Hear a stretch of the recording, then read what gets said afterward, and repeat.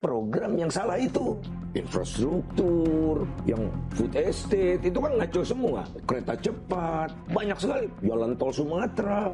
Kemudian industrialisasi, nggak dikenal istilah industrialisasi. Yang ada hilirisasi. Presiden Jokowi melakukan investasi di bidang infrastruktur bukan karena hobi. Itu adalah karena kebutuhan Republik Indonesia yang tadi disebutkan.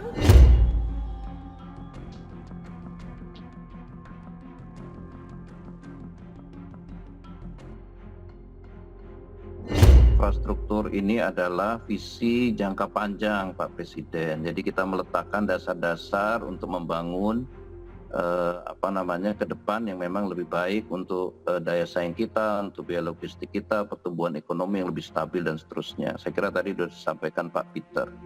Jadi sekali lagi saya ingin menyampaikan manfaat yang dirasakan publik, saya kira tidak hanya di jangka panjang, tapi juga ada yang memang kita sudah lihat dampaknya. Konsistensi Jokowi ini ya sebetulnya adalah ya untuk tadi konektivitas, untuk kemajuan bangsa ya, karena yang namanya infrastruktur memang menjadi faktor penting dalam kemajuan bangsa, baik secara ekonomi maupun secara kultural ya, secara budaya, karena infrastruktur juga bisa membentuk budaya orang jadi tertib. Misalkan MRT itu bikin orang tertib, antri, budaya jalan kaki misalnya, tetapi juga meningkatkan ekonomi karena terjadi konektivitas ya, untuk distribusi barang dan jasa misalnya, untuk hasil-hasil pertanian ini bisa didistribusikan karena adanya infrastruktur. Kalau kita mau menjadi negara maju, infrastruktur harus menjadi juga bagian penting dalam pembangunan.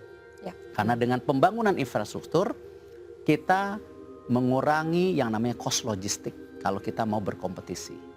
Ya. Dengan infrastruktur juga kita memperbaiki yang namanya ekosistem distribusi. Sehingga rakyat, perusahaan bisa memproduksi dengan baik dan terdeliver dengan baik ke titik yang memerlukan daripada hasil produksi itu. Belum lagi kita ke dunia. Yang hari ini sekarang kita memposisikan sebagai supply chain dunia. Indonesia telah menyaksikan kemajuan luar biasa dalam pembangunan infrastruktur. Megaproyek yang diinisiasi oleh Presiden Jokowi telah membuat Indonesia menjadi sorotan dunia dan menjadi contoh keberhasilan dalam pengembangan infrastruktur yang efisien dan efektif. Lalu, apa saja megaproyek yang paling sukses membantu meningkatkan infrastruktur Indonesia? 1. Jalan Tol Trans Jawa. Proyek Jalan Tol Trans Jawa adalah salah satu yang paling terkenal dan berhasil di bawah pemerintahan Presiden Jokowi. Proyek ini menghubungkan berbagai kota dan wilayah di Jawa, meningkatkan konektivitas antar provinsi dan membuka peluang ekonomi baru. Tol ini memiliki panjang keseluruhan 1056,38 km. Jalan tol tersebut kini memiliki 20 ruas tol yang terbentang dari Merak hingga Probolinggo. Hingga kini cita-cita untuk menyambungkan tol Trans Jawa dari Merak hingga Banyuwangi belum terwujud. Baru pada bulan Februari 2023 lalu, pemerintah memulai pembangunan ujung tol Trans Jawa, yakni Jalan Tol Probolinggo-Banyuwangi tahap 1 Probolinggo hingga Besuki sepanjang 49,68 km. Proyek ujung tol Trans Jawa ini ditargetkan rampung pada tahun 2024. Apabila proyek tersebut rampung, selesai sudah perjalanan panjang proyek pembangunan tol Trans Jawa. 2. Proyek Kereta Cepat Jakarta-Bandung. Proyek Kereta Cepat Jakarta-Bandung telah mencapai tonggak sejarah dengan menjadi proyek kereta cepat pertama di Indonesia. Teknologi mutakhir kereta cepat ini menghubungkan Jakarta dan Bandung dalam waktu yang sangat singkat, mengurangi waktu perjalanan dan meningkatkan mobilitas.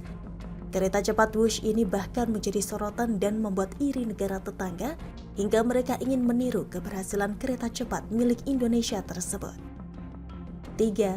Jalan Tol Trans Sumatera. Jalan Tol Trans Sumatera adalah proyek ambisius yang membangun infrastruktur jalan tol yang menghubungkan Aceh hingga Lampung. Meski pembangunannya sempat ditentang beberapa pihak, namun proyek ini terbukti telah membuka akses ke wilayah yang sebelumnya sulit dijangkau dan membantu pertumbuhan ekonomi di seluruh Sumatera. 4. Pelabuhan Patimban. Pelabuhan Patimban adalah proyek pelabuhan besar yang akan membantu mengurangi beban pelabuhan Tanjung Priok di Jakarta. Proyek ini akan memfasilitasi perdagangan internasional dan membuka peluang ekonomi baru. Pelabuhan Patimban memang memiliki fungsi utama untuk mengekspor kendaraan ke berbagai negara di dunia, seperti Jepang, Singapura, dan lainnya. Awalnya pemerintah menargetkan Pelabuhan Patimban memiliki kapasitas sekitar 218.000 completely built up atau CBU. Namun ternyata kapasitas tersebut dapat melebihi target, bahkan di tahun 2023 kemarin mencapai 223.000 di atas 100%. 5. Bandara Internasional Kertajati. Bandara Internasional Kertajati adalah proyek bandara internasional baru yang akan melayani Jawa Barat dan sekitarnya. Bandara Kertajati memiliki luas lahan sebesar 1.800 hektar. Dari total lahan tersebut terdapat luas terminal penumpang seluas 121.000 meter persegi dan terminal kargo 90.000 meter persegi, serta panjang runway 3.000 meter x 60 meter. Dengan luas tersebut, bandara ini diproyeksikan dapat melayani sebanyak 5,6 sampai dengan 12 juta penumpang per tahun hingga 2024. Tidak hanya itu, Bandara Kertajati diproyeksikan dapat melayani 29,3 juta penumpang per tahun pada tahun 2032.